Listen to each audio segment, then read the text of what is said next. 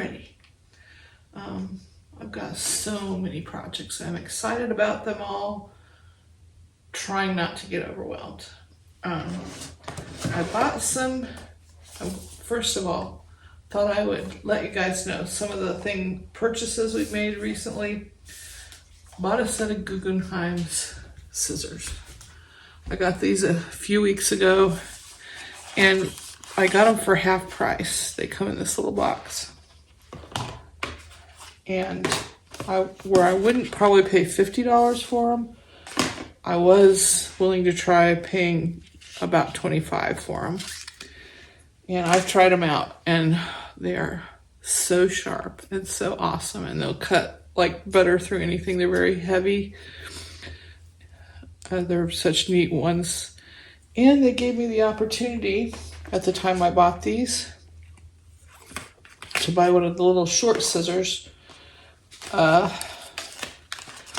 half off, and I didn't do it, which I'm sorry, I didn't do it. So they sent me an email and gave me the opportunity to buy some of their rotary blades, diamond edge rotary blades, and I thought, and they were a decent price, so I thought they also offered me another chance to buy the little scissors at that half price again. So I thought I bought 2 packs of the little rotary blades. They come in their little Guggenheim boxes, and I bought the little box of the little scissors, which I don't know if I can get it open.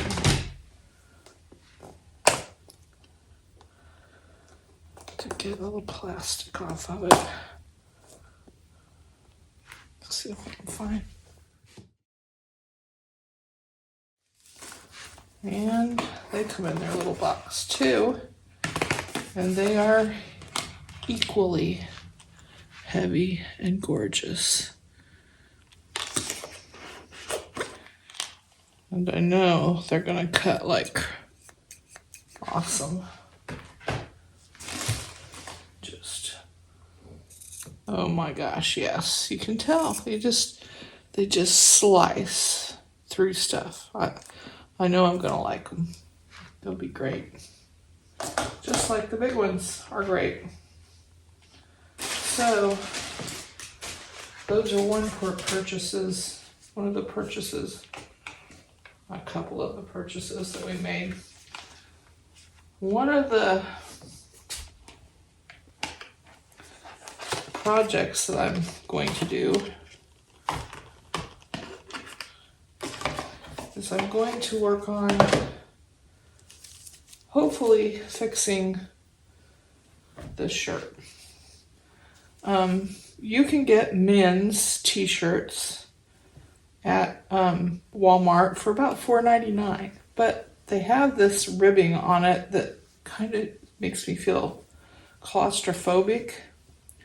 So I thought I would cut off the ribbing, which I did, and I'm going to try to make it just a rounded neckline like this shirt, which I got, that I bought, and its neckline is just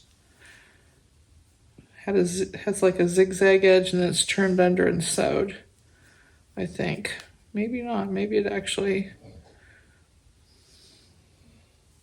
anyway, that's what I'm going to try to do, is just turn it over and turn it under and sew it, and try to create a neckline similar to this, which I really like. I like this blouse.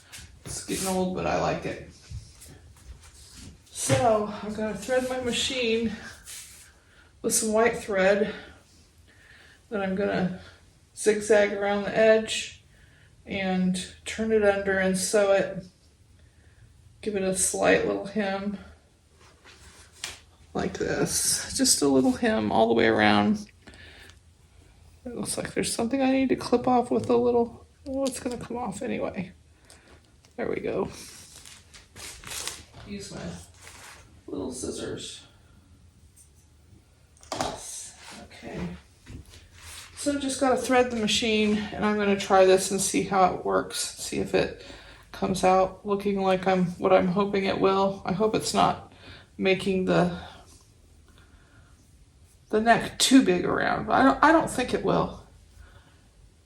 Then Aldi's had a sale on, I had several sales. Aldi's had a sale on flannel sheets. And so I got 2 sets of flannel sheets. The smaller ones were $14.99 for like a twin size, and I think full size were $17.99. These were king size and they're $24.99. But it will make the backing for 2 quilts. So I got 2 of them. I got this one has just reindeer, just has deer on it in black and white, and I tried to get ones that were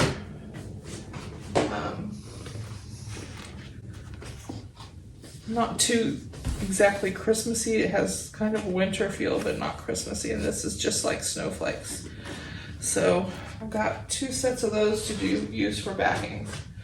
Then I got, for my birthday, Hobby Lobby gift certificate. So at Hobby Lobby, I went and got a yard each of this green and this kind of red color, and 2 yards of this gold, which I thought I'd use for backing and maybe binding. And I want to make 1 or 2 table runners that are kind of Christmassy looking. Then I also got myself a needle thingy. I don't have one.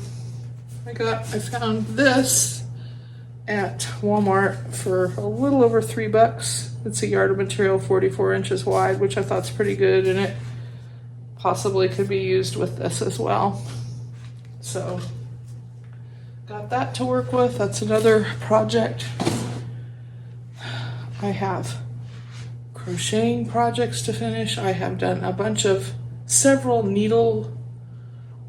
punch needle projects. I've done the punch needle, but I need to make them into whatever I was going to make them. I have 2 punch needle bags that I was going to make for great grandchildren for their iPads, and so I gotta sew those and make a handle for them.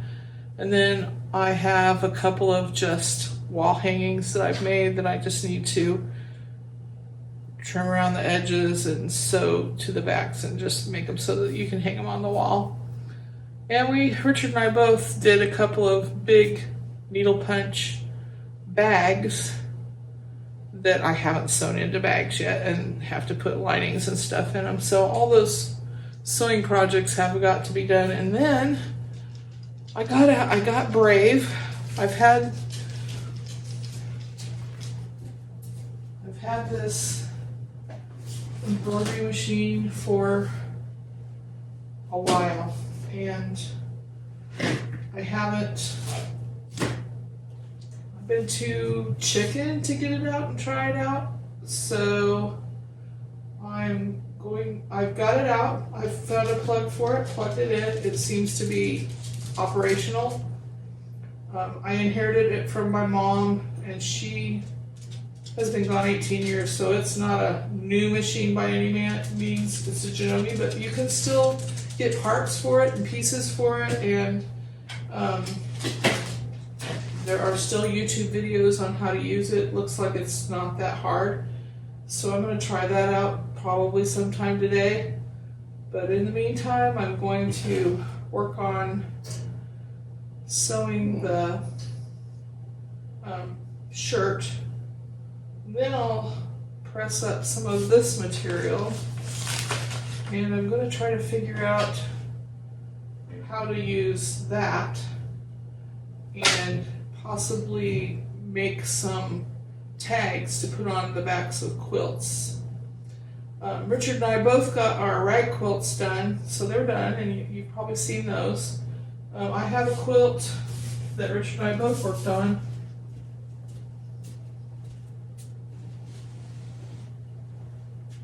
That's this one that has a bunch of K-facet material in it, and it just needs to have binding on it. It's sandwiched, it's quilted. I used a